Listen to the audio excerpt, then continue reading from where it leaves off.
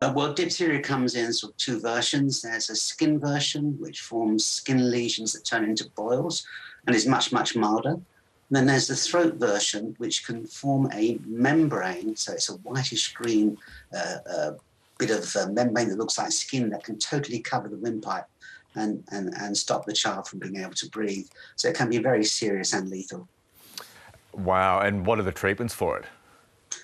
Well, in the case of the throat version, you can actually surgically remove the membrane.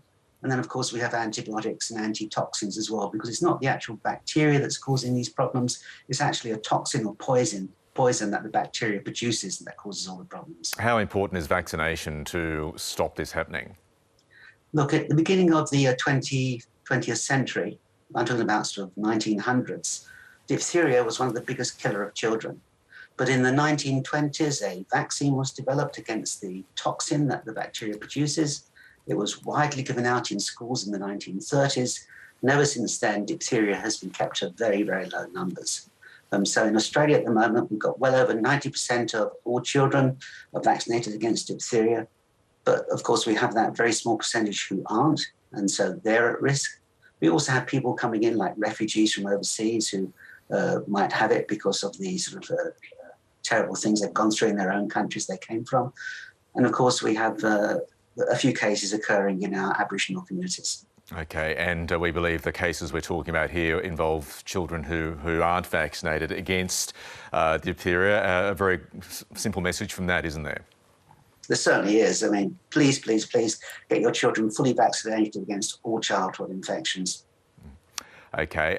Listen, just very quickly, I know you've been very vocal on COVID over the last couple of years, Professor Esterman. What's your view on where things are at the moment? We've sadly passed that 10,000 death toll figure. Cases are still very high. There are calls from some experts to bring back mask mandates. The flu's pretty bad as well. That's a double whammy for so many people. Where do you think we're at? At the moment, we're getting the BA.5 and BA.4 subvariants taking over from BA.2. We're seeing the effective reproduction number, which tells us how bad or good things are going, greater than 1 in all states and territories. And that tells us that case numbers will be going up, hospitalizations will invariably go up, case numbers and deaths will be going up as well. So the first thing is, please do not remove any more public health measures. And, you know, if it was up to me, I would bring back face mask mandates, but that might not happen until things get much worse than they are now. Professor Adrian Esterman, appreciate your insights this morning. Thank you.